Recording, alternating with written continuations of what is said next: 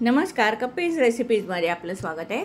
आज मी इथे कंटोलीची भाजी करून दाखवणार आहे तुम्हाला। हे बघा, हे फळ असं असतं, ही फळभाजी आहे आणि ती आपण कारलं जसं कारल्यातून कशी बी काढतो तशी याच्यातून बी काढून घ्यायचे। 2 भाग करायचे आणि त्याच्यातून बी काढून घ्यायचे।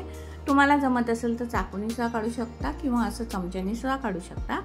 आणि ही भाजी शरीराला खूप पौष्टिक असते आणि ही पावसाळ्यातच मिळते, त्याच्यामुळे पावसाळ्याच्या सीझन मध्ये एकदा तरी ही भाजी प्रत्येकाने करून खावी आणि करून बघा, खूप छान लागते ही भाजी।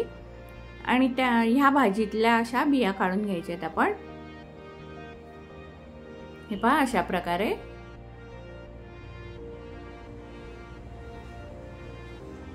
हे बघा, मी अशा प्रकारे भाजीतल्या बिया काढून घेतलेल्या आहेत आणि आता मी सगळ्या भाजीमधल्या बिया काढून घेते।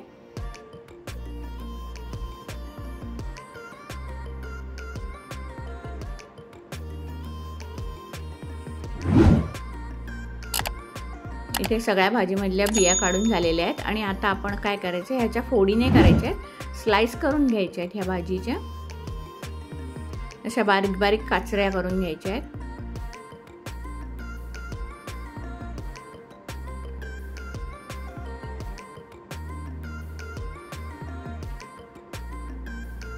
हे बघा, अशा प्रकारे माझी भाजी सगळी चिरून झालेली आहे। ती चिरून आपण काय करायचं, एका भांड्यात काढून घ्यायची आहे। पहा किती सुंदर झाली आहे चिरून।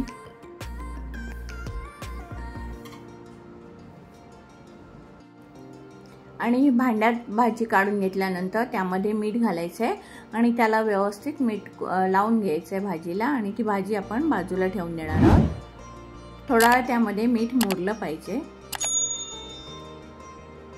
आणि आता आपण भाजीला फोडणी घालायला घेऊया। कढईमध्ये इथे तेल घालायचे आपल्याला। ह्या भाजीला तेल जास्त लागणार आहे कारण कांदा सुद्धा भरपूर आपण घेणार आहोत। म्हणजे 3 मोठे कांदे बारीक चिरलेले आहेत ते त्या तेलात घातलेले आहे आणि कांदा व्यवस्थित गुलाबीसर रंगावर आपण परतवून घ्यायचा आहे।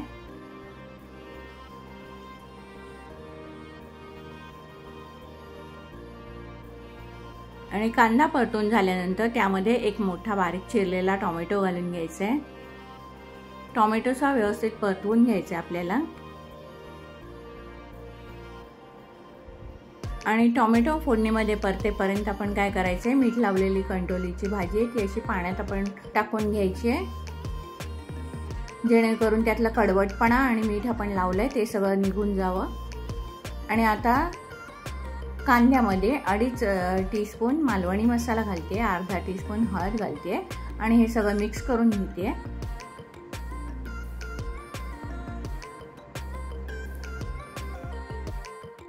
कांद्यामध्ये मसाला मिक्स करून झाल्यानंतर आपण जे भाजी पाण्यामध्ये ठेवली होती ती भाजी पाण्यामधून काढून छान कुस्करून त्याच्यातलं पाणी निघेपर्यंत असं कुस्करून घ्यायचे आणि ती आपण त्या फोडणीमध्ये घालून घ्यायचे।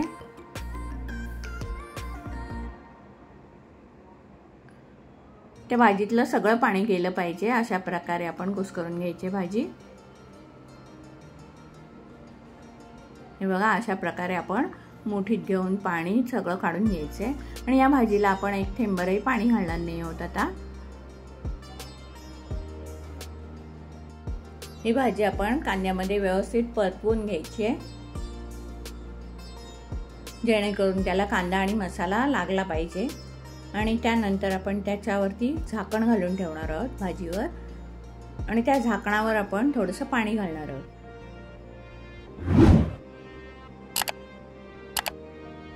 आणि थोड्या वेळाने झाकण उघडून बघूया आपण। ही पहा, भाजीला छान वाफ धरलेली आहे, मस्त वाफ धरली आहे आणि आपण परतवून घेऊया। आणि अशी भाजी अधूनमधून आपण परतवत राहायची आहे। आणि त्यामध्ये मी आता चवीनुसार मीठ घालते, मीठ घालून व्यवस्थित एकत्र करून घेते मीठ ते। आणि त्यानंतर त्यामध्ये मी ओलं खोबरं घालते किसलेलं आणि बारीक चिरलेली कोथिंबीर घालते आणि व्यवस्थित परतवून घ्यायचे आपल्याला। आणि हे सगळं घालून झाल्यानंतर पुन्हा आपल्याला त्याच्यावर ताट ठेवायचं आणि ताटावर पाणी घालून ठेवायचं आहे। आता भाजी शिजेपर्यंत आपल्याला हे झाकण घालून ठेवायचं आहे। तशी आधीमध्ये आपण ढवळून घ्यायचीच आहे भाजी। आता आपण भाजी चेक करूया, भाजी शिजली आहे का बघायची आपण। ही पहा आपली भाजी शिजलेली आहे। आपल्याला आता त्याच्यामध्ये गूळ घालायचा आहे।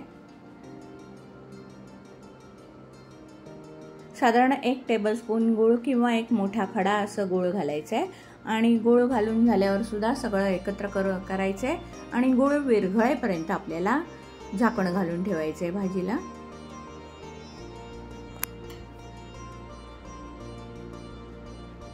हे पहा थोड्या वेळाने मी झाकण उघडून बघते आणि आपण भाजी परतवून बघूया गूळ विरघळलाय का व्यवस्थित। आता आपली भाजी तयार झाली आहे, कंटोलीची भाजी तयार झालेली आहे। आता मी सर्व करायला घेते। खूप छान लागते ही भाजी, भाकरी किंवा चपाती बरोबर तुम्ही खाऊ शकता। हे बघा किती सुंदर झाली आहे। कंटोलीच्या भाजीची रेसिपी तुम्हाला कशी वाटली?